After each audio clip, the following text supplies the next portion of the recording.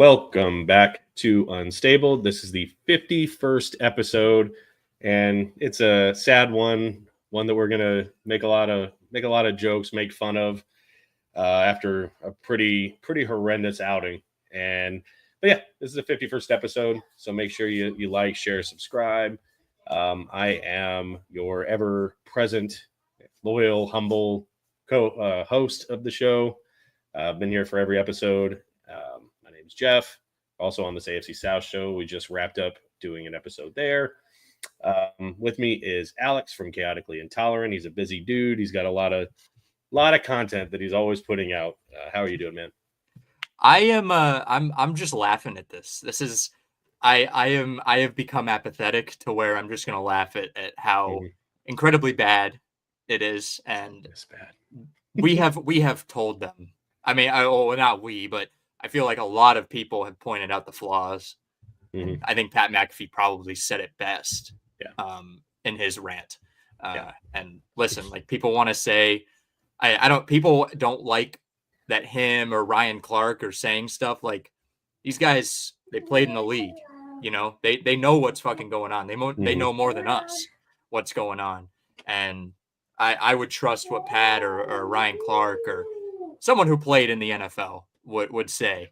But Chris Ballard, he likes his guys. He fucking likes his guys. And he likes this outcome. This is what he likes. That's what it's telling this fan base. And the Irsay family, they like this too because they have accepted this for what is this? 7 years now? Is it 8 of Ballard? Well, is this his 8th year? The years counting thing is weird because he came in 17. So 17, 18, 19, 20, 21, 22, 23, 24. So like 25. So really, I mean, 9, I guess, calendar year. But yeah, this is what they've accepted. This is what they've done it to themselves. They have. Yeah. It's okay. They said it was a shitty analogy. I said it on this AFC South show. Maybe I'll try to do you play Magic the Gathering? Have you ever played the card game? No, I have not. No.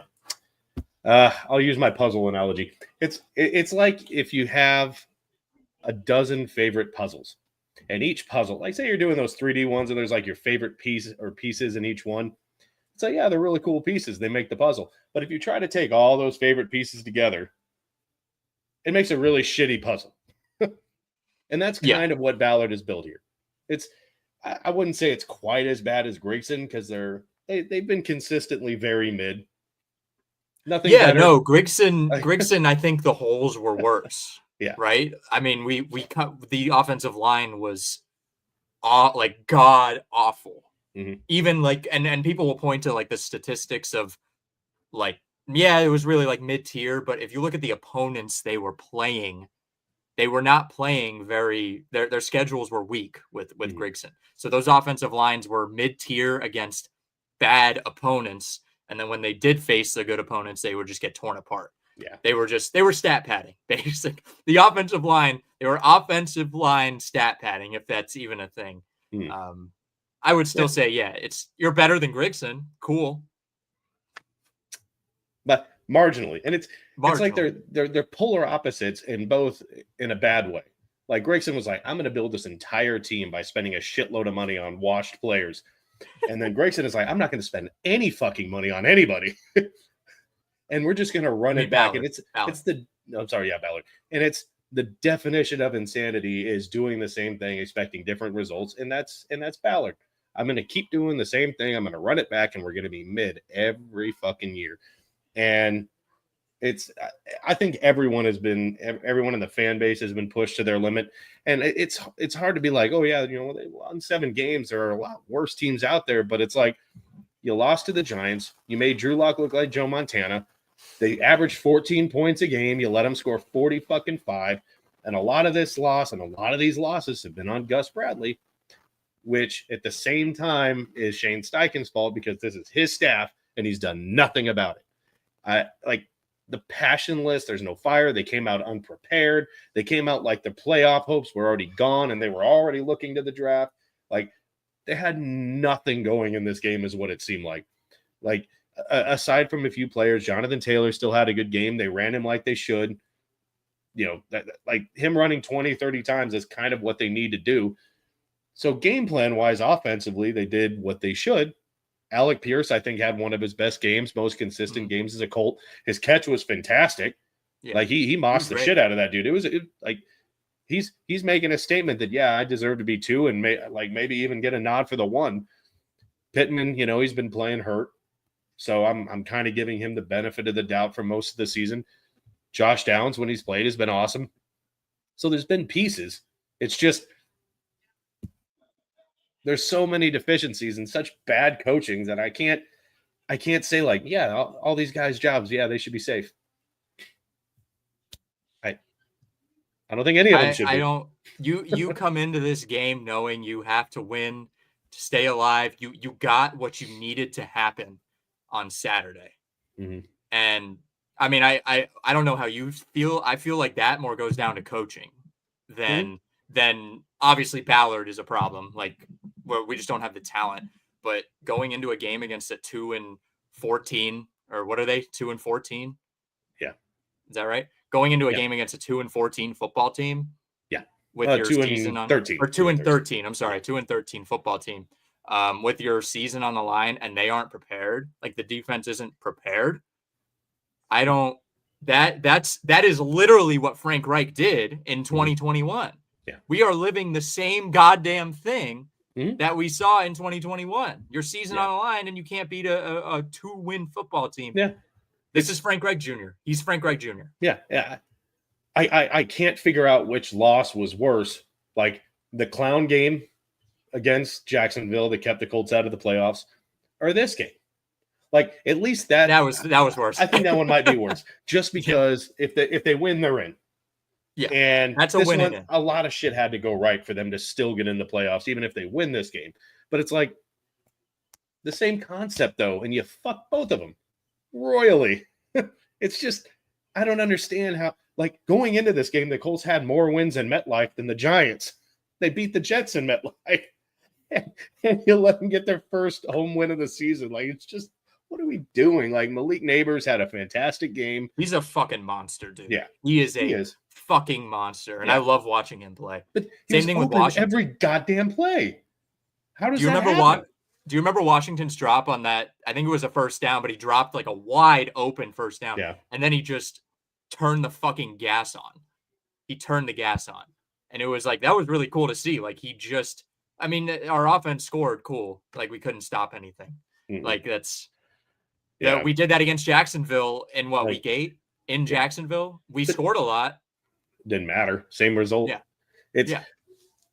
And they didn't sack. Like we came into the season saying that our front 4, front 7 was one of the best in football. I don't understand how you let up against Jacksonville a historically low pressure rate. I think they pressured them on like 1 drop back out of 33. You get no sacks on Drew Lock. I can't even say like where the fuck were we even getting off with that? They let up so many rushing yards, so many passing yards. They're like I think 20 something in the league in sacks. Like Ibukum going down hurt, but like he's not even. That doesn't make this a 30 something to 10 game versus a 30 something to or 45 or whatever the score. I don't even care what the score was. Ibuka going out does not change. This that game. Much in this. And if we're being honest, Anthony Richardson in this game didn't matter. They probably lose by a lot more if it's Anthony Richardson, and it's not because of Anthony Richardson. It's he only would have thrown 15, 20 times in this game. And Jonathan it is hilarious that he threw it 11 times against Tennessee. They were like, "We're trying to keep you away from Tebow." Mm-hmm. It's just we're trying to keep you away from the record. Yeah, like what? Like he wouldn't have made a difference in this game. Maybe he doesn't throw one of those interceptions. Maybe he probably doesn't take didn't Flacco fumble twice in this game too, or some shit on sacks. Him fumbling at the end was so funny because I think I texted you this, but I said to my dad sitting next to me, I said we should just kneel this out. Just fucking kneel it. You're done. You're dead. And it literally would have been better if you kneel it out. That would have been better. Mm-hmm. I don't. Yeah. Welcome to the off season.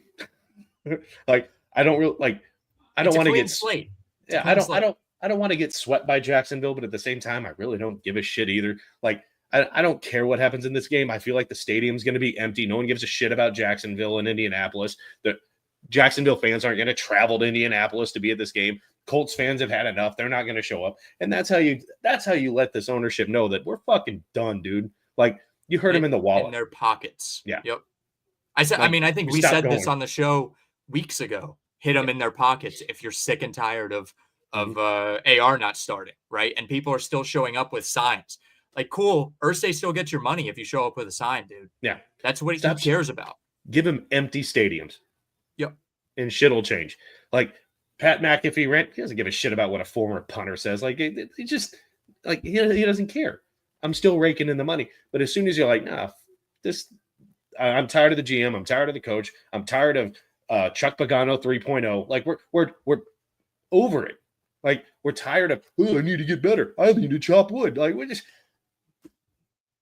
we're over it. The teams, for certain things, I think they do retain. I think they retain tickets and merchandise. Is that correct? I'm actually not 100% sure. I know. I mean, even just fans not being in the stands is a demoralizing thing for the entire team. Yeah. And I actually prepared a comparison from last year to this year. Now, we obviously expected a big step forward. And I have the stats right here ready to go. Now, this was actually made during the game, so I don't have what it would be. Maybe the offensive stats would be a little better, but the defensive stats would be a lot worse. Yeah. The 2023 Indianapolis Colts were 9-8. They had 228.4 pass yards per game, 121.1 rush yards per game, 349 total yards per game, 23.3 points per game scored on offense, 24.4 points allowed per game, 368.4 yards allowed per game. AR played in 4 games that year. Minshew played, well, do the math. He played in, why the 13. Fuck can't I do the math on 13? And we were 1 win away. We were possibly a drop pass away from a division title. Yeah. But he had the 4-string running back in there on the play. But yes. Now everyone and their mother said, you know what? The loss sucks, but this is something we can grow on, right? Yeah.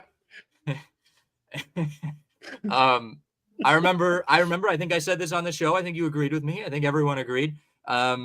This loss sucks, but this is really something you can grow on. You go from 4-12 to 9-8 and a win away from a division title, something that you haven't had in 10 years. Yeah. 2024, you expect to take a step forward. Anthony Richardson is more mature, right? He got to sit on the bench. 2024, you're now 7-9. This was during the game, so 200.3 pass yards per game, 135.2 rush yards per game, better. 335.5 total yards per game, 21.2 points scored per game, so lower, definitely lower. Little less, giving up a little less on defense, 23.9 points allowed per game, and 377.1 yards allowed per game. AR played in 11 games this year. Flacco played 6. And Houston clinched the AFC South in week 16, and we were eliminated in week 17.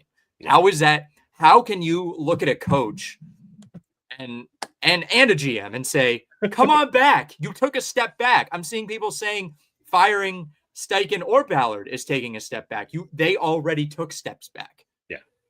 And we were told this is a better team. All chips in, baby. All the chips are in. I don't get it. I just don't get it. So, and you give up, and I'm sorry, in a must-win game to keep your playoff hopes alive, you gave up 42 points. We didn't give up 42 points last year in a must-win game to keep your playoff hopes alive. Mm-hmm. We didn't. It's embarrassing. This is an embarrassment. The Irsays, I think, should be embarrassed for this. And we said this in 2021. We said they should be embarrassed. Mm-hmm. They should have fired Reich that year. They should have blown the whole fucking thing up. There was no reason to bring him back. Even I know this was a little overreactionary. I wanted him fired after the Buffalo game for not taking the points. We could have won that Buffalo playoff game if he would have taken the fucking points down on the 2-yard line. But I said, you know what? He got us there. Let's see what he can do. You do the Carson Wentz experiment. It failed. Mm-hmm. The Jacoby Brissett experiment failed in 2019. But you know what? I didn't blame them for that. Now, that's when you reset. That's when you officially say that was a franchise resetting point, and they said no, we're gonna go with fucking Matt Ryan. Yeah. Come on. Yeah. Everyone and their mother said to just fucking blow it up, and they didn't. Yeah. Yeah, just they tried to hang on by a thread and it failed miserably. So I was thinking about this, and my whole my puzzle piece, whether or not you think it's a shitty analogy, like, so let me finish what my I'm going to name 10 players. I'm going to make a statement, and then I want to get your reaction on it. Maybe you'll be pissed about whatever. So I'm going to list 10 players. I'm going to go Anthony Richardson, Bordellini, Goncalves, Ryman, Downs and Pierce, Buckner, Latu, Franklin, and Jalen Jones. I'll give an honorable mention to Nick Cross.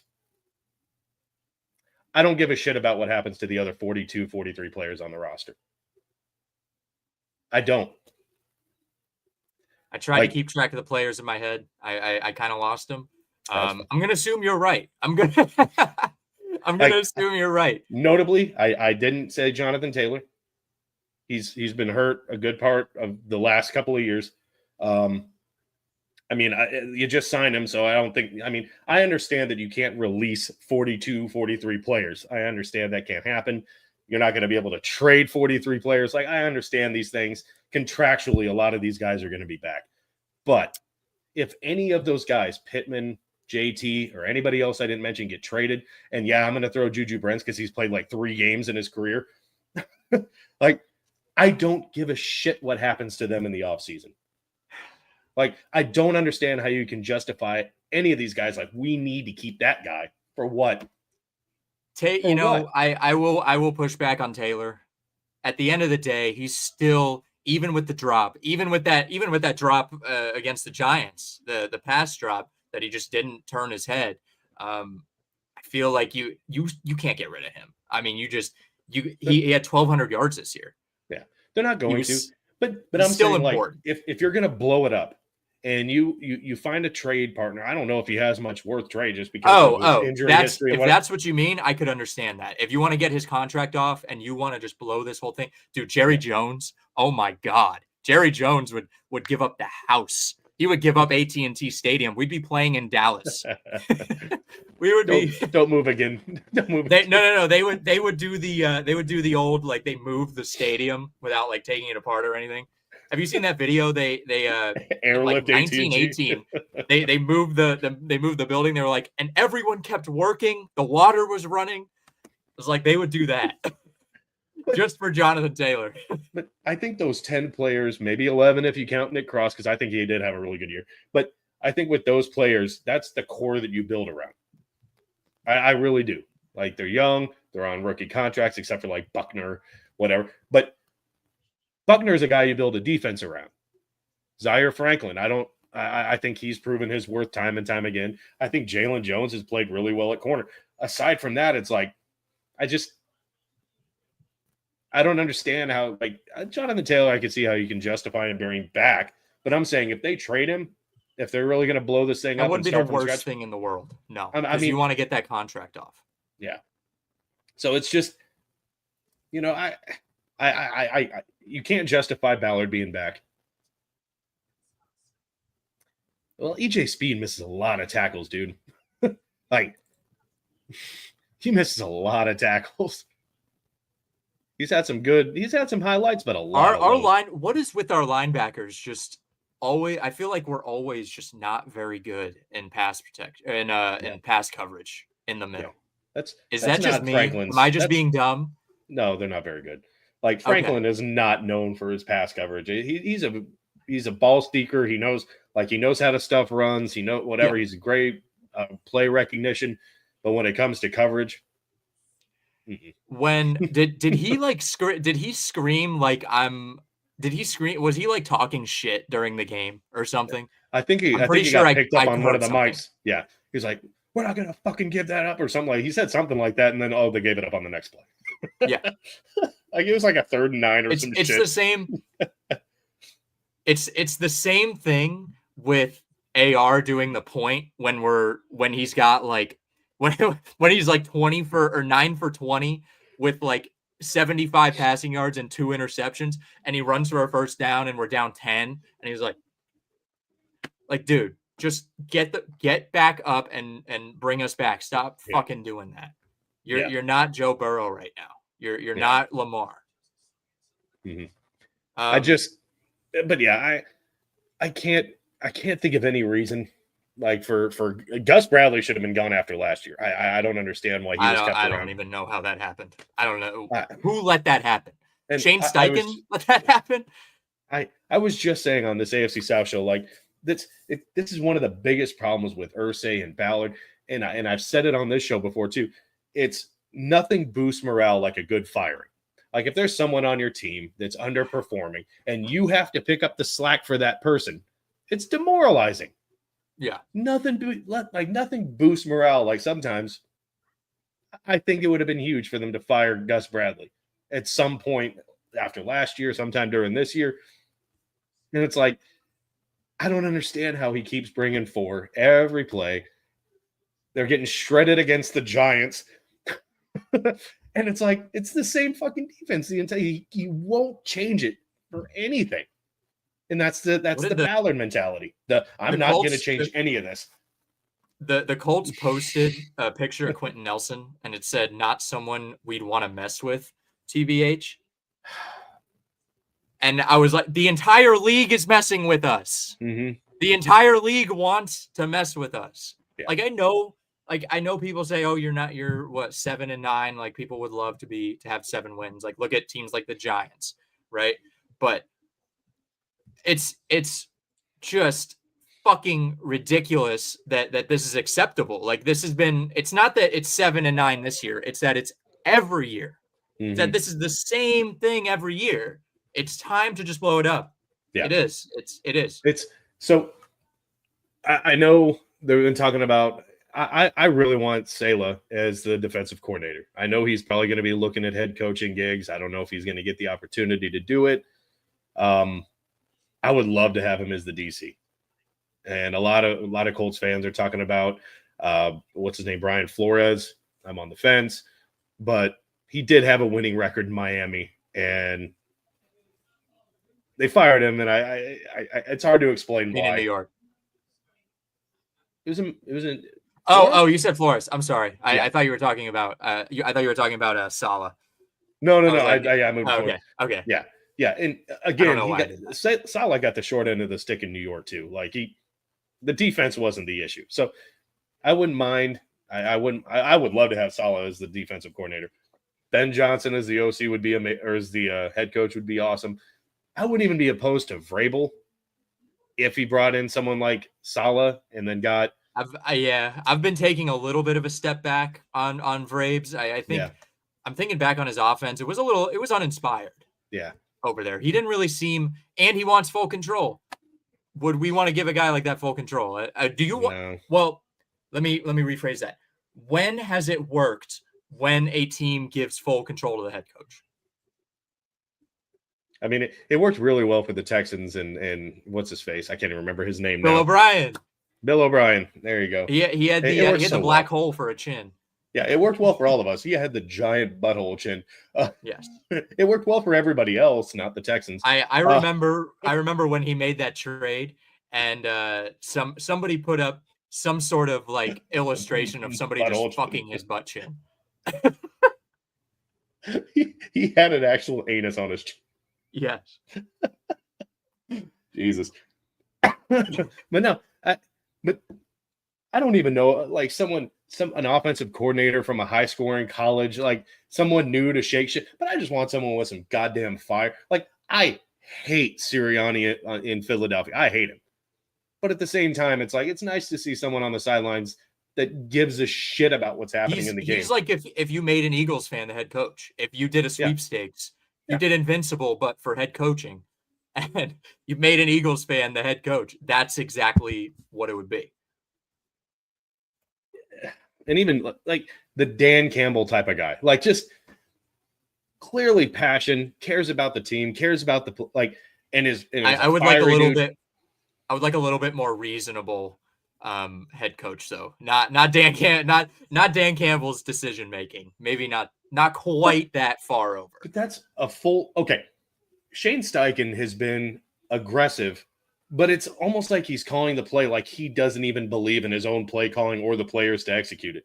His play calling it's the is obvious abysmal. situations. Yeah. It's the obvious situations that he fucks up. Okay, like what was that? Why can't you just run the fucking ball up the middle on the 2-point conversion to tie the game against the Giants? Why do you have to be cute and fucking do this bullshit where things can go so awful? And it was almost and it was a fumble. They just couldn't return it to score points. But like, imagine if that was not a 2-point conversion. Like, why would you call it? Just run it with your fucking $16 million back. Why did he leave? Why did he leave fucking 3 points on the board in the third quarter? Yeah. Why would you leave 3 points on the board? Like, it wasn't a 50-yarder. Yeah. It was a very reasonable field goal. If I'm not mistaken. And that has been that's the Frank Reich, Shane Steichen thing of leaving points on the field. It's unprepared. They came into this game thinking that the Giants were going to roll over.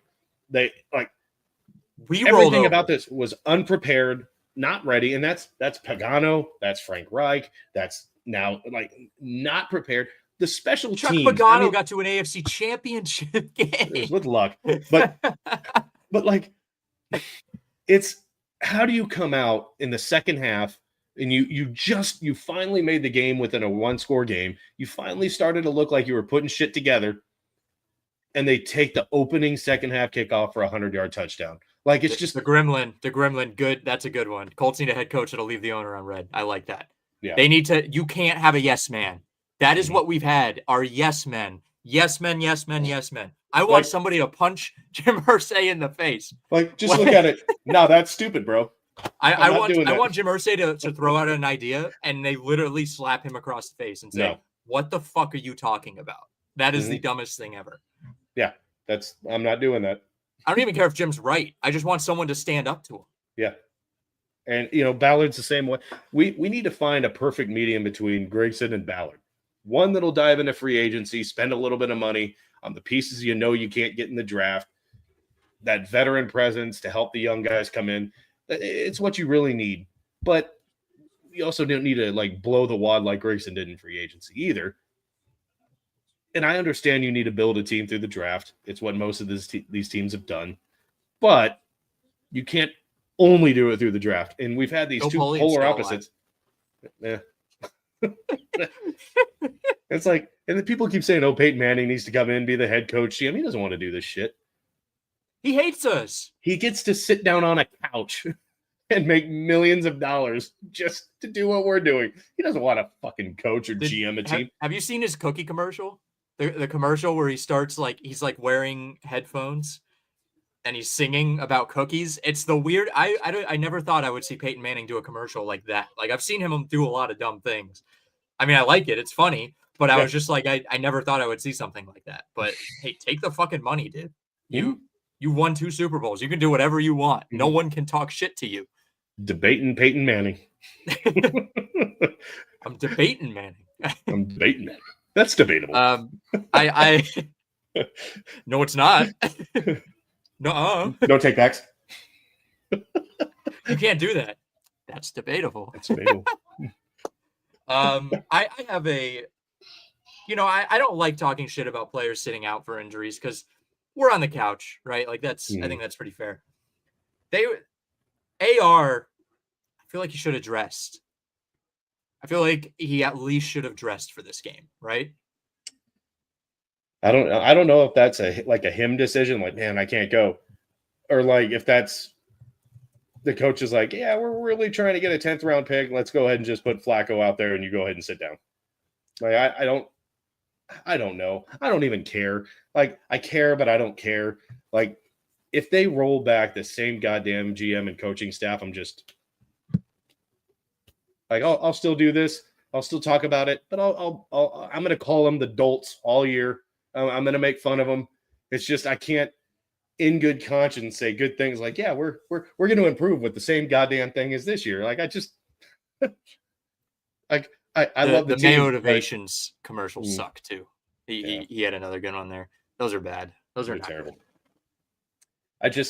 I can't in good conscience just be like, yeah, it's going to be a great year when I know it's just going to be the same mid team. Like if Irsay doesn't pull the trigger on these guys and just start fresh, let the GM do what he needs to do. I don't know what else to say about it. So there's something a little weird here with Shane Steichen and the injury. Steichen initially told reporters that Richardson was dealing with soreness after last week's win over the Titans. Clarified the specifics of Richardson's he changed it on Sunday after the loss, said it was back spasms, and it was bad. He wasn't able to go. Otherwise, he would have been out there. He just wasn't able to go today. There's something weird, right? Like, that's a little odd. Am I crazy?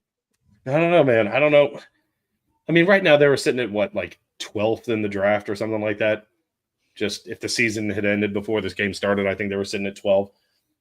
Maybe they were like, well, these playoff scenarios probably going to happen anyway. Just go ahead and sit. I guess I could understand that. I don't know. I could actually understand that if they're just maybe if they just laid down, but I mean I wouldn't approve of it. You're still in the hunt, like you're still. I mean, this game was very it made it very clear why this team did not belong anywhere near the playoff picture. They beat a lot of really bad teams by not a lot of points, and they sucked really bad. I think we knew against Denver. I think we really knew against Denver that we're hindered by our play calling.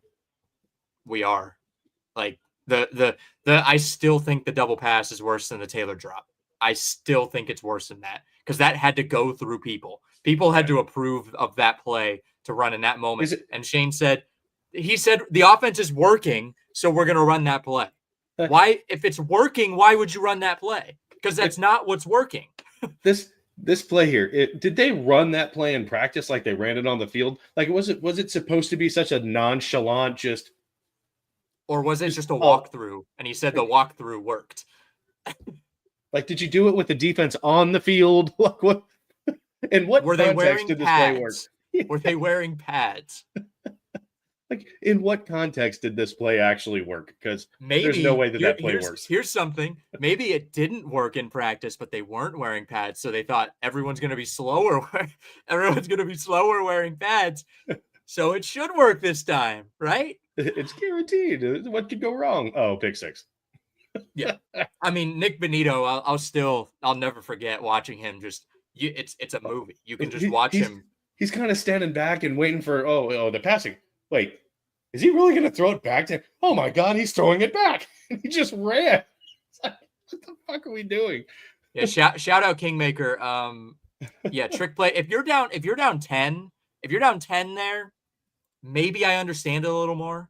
But you're very in that game. You're very in that football game right there. So it's that. I think that was still worse. The Taylor drop. I think that also just reflects coaching. I mean, that just reflects a lack of discipline. I mean, technically there are 16 people in this stream, and I don't think we're gonna have 16 likes. Maybe we can. I don't know. Maybe we start talking shit to them, talking about the Colts. Maybe. But hold on, they're probably Colts fans. They're probably Colts fans. They don't like the results of the game.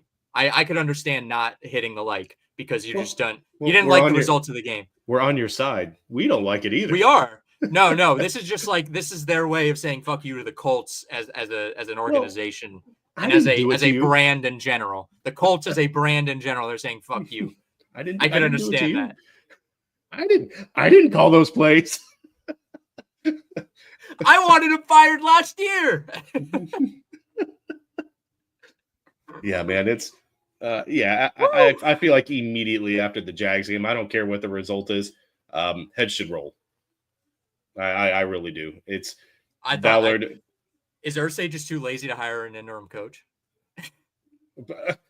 I mean, what was he going to do? Ask Jeff Saturday back? Do you want to take over another train wreck for a few games? What a disaster. Oh man. I mean, it's hard to say it's a disaster. It's 7 wins, but like, no, it's a disaster. I think it's this is it. You're supposed to build on what happened last year, and you did the exact opposite. This is not this. You could have gone out and spent some money, and I feel like if you spend money, and like some big money, and you use the rest of your cap, and you're fucked, like you lose, and this still happens. I don't think I blame them as much. Do you? I'd put a lot less blame on Ballard this year and a lot more on the coaching staff. Like he went out and got paid and spent the money and got the players, and he made that trade for a corner. Like, you know what I'm saying? Like hypotheticals if he would have done these things. It's hard to blame Ballard in that situation, but he stood up there and thought, if this roster gets me fired, then so be it. Get ready to learn Chinese, buddy. Yeah. Get ready to go to the China Football League. Yeah. So we did help them, or we won. We won. So yeah, we helped win. We helped an NFC East team, someone who has we never have to see. They'll lose the number 1 pick. Got the Giants right where we want them. maybe it would have been better if it was like Jacksonville who's sitting with the 1 and we lose. Maybe that's a little better because we're like, well, you don't get the number 1 pick anymore. Then we need to lose this week to Jacksonville. Yes. Let them sweep us and let them hurt their draft pick. Yes. Fucking, I love Lovie Smith, dude. He just mentioned Lovie Smith. I love Lovie Smith. He should. I don't know what the McCaskies were doing. I really did not understand getting rid of him in Chicago. McCaskey's, Irsay's probably cut from the same cloth, right? I feel like they're a little cut from the same cloth. I mean, maybe not quite the same, because I don't. And people are going to say this is a racial thing. I don't want Lovie Smith. He's another. No, I'm saying because he's black. No, that's not. Like I wouldn't be mad at Brian Flores being our defensive coordinator. I love Lovie Smith, but I think he's from another. It's another era, another era, and he's also very passionless. It's like Jim Caldwell, like just. It's like Garrett minus Tony the clapping. Would Tony Dungy leave to come back? Come back. Give me Tony. I'm sorry, but like Lovie Smith and Caldwell were like they didn't clap, but they reminded me of Garrett. Just clapped, and it didn't work. Like it's just your team throws a pick 6 to lose the Super Bowl. All right, guys. All right. Come on. Tried. Come on. Like it's just, so I just want someone with more attitude. Like it's not. I think Lovie Smith, had a great coaching career, but like there's not enough fire. I'm sorry, there just isn't. And then, like you said, a different era. Like the football's changed a lot. It's Arch season now, right? Yeah. Tank for Arch. Yeah. Sell that to Anthony Richardson, our 22-year-old quarterback. Hey, we need you to suck for Arch, and then you're gone. But I would honestly love to see a Arch and Anthony Richardson quarterback room in Arch's rookie year and just have them fucking compete. That would be hilarious. That would be so Colts to do that. Mm-hmm. Oh my God. We can't even decide on a young quarterback. We couldn't decide on an old quarterback. We can't decide on a young quarterback. That's fucking hilarious. I hope that happens. Because I'm just apathetic. I'm becoming apathetic. No, it's this whole situation's a joke. And it's, I mean, I feel like we should be entering like another, hopefully John not Gruden's making he's at Barstool. He's doing perfectly fine. He doesn't want to coach anymore. He's running his own team, but at Barstool, that's literally what he's doing. Yeah. They have like a fake team. They prepare for the games every week. He's perfectly happy. Yeah, but I think we need to wrap. My kid's throwing a tizzy fit, and we wanted to keep just it like us. Short. So he's just following an example. Exactly. But yeah, I mean, there's 16 people watching. So if you haven't already, make sure you hit the like, share, subscribe. This is where you can find all your joke content for the Colts. Make sure you go over to Chaotically Intolerant, show him some love. He puts out a lot of great content for sports in general. It's been mainly football lately. We'll be getting into hockey and eventually baseball soon. Right on. But yeah, make sure you go over there, do the same. Hit up this AFC South show. We just wrapped up before we started this one. So just while you're on the internet, do all the clicks, all the likes, all the subs, and I'm not even sure if we're going to do a preview to the Jags We hope they lose if we don't.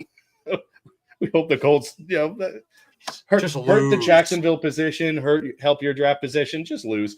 Oh well, but and there's no way, and there's no way you don't, if you lose, how in the world do you keep Shane there? And in a way that I already can't justify keeping Shane after this. Irsay, he kept Reich too long. Mm-hmm. Maybe he'll do it this time. There's absolutely no possible way you justify that if Richardson is starting and you have your starters in. Yeah. Because he's coaching for his job on Sunday. I feel like he's still in that mindset that he's coaching for his job. You should be. And he shouldn't have one either way. But we got to get going. Y'all be good people. We'll see you next time. Maybe we'll do a preview. If not, we hope the Colts lose. But yeah, welcome to the off season. That's pretty much what we're going to be talking about from here on out. Y'all be good people. We'll see y'all next time. Thanks for joining us. All right. And the awkward end.